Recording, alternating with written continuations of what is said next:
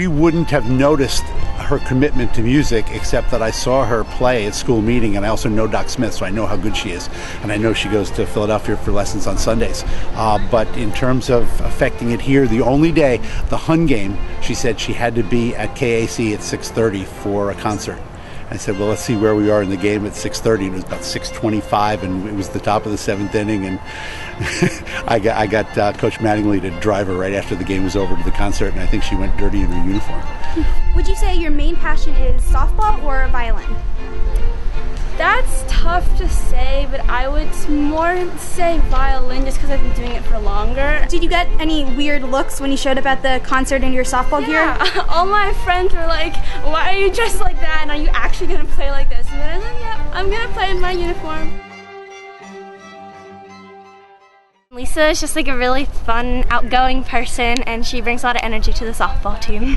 She plays a lot of different positions. We needed to catch her. I asked her, and she said, well, let's see, I played second base, shortstop, outfield, pitcher, catcher. It's catcher. And she's learning fast. Learning really fast. She still has a lot to learn. She's still really young, not really experienced, but she's willing to do whatever you ask her to do back there, and it's a tough position.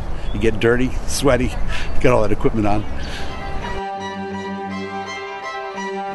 Has true dedication for what she does and can balance sports and orchestra. She used to be in my math class, and she's really smart because she's a freshman in pre-calc, and I was really surprised at how good she is at softball.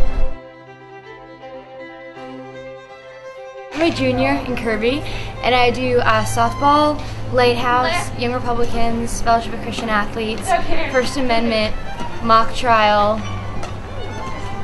I think that's it. At Lawrenceville, I do community singers and softball, and outside of school, I'm on the national soccer team. I was on the JV basketball team, and now I'm on the varsity softball team, and outside of school I play basketball. I'm one of the community service representatives of Girls Lower.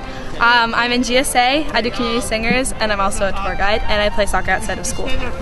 I ran for social rep, I'm doing varsity softball, and I also play tennis. Along with coaching softball, I teach math, and I do duty in Hamel House. I coach Hamel House football, and I bowl every Thursday night.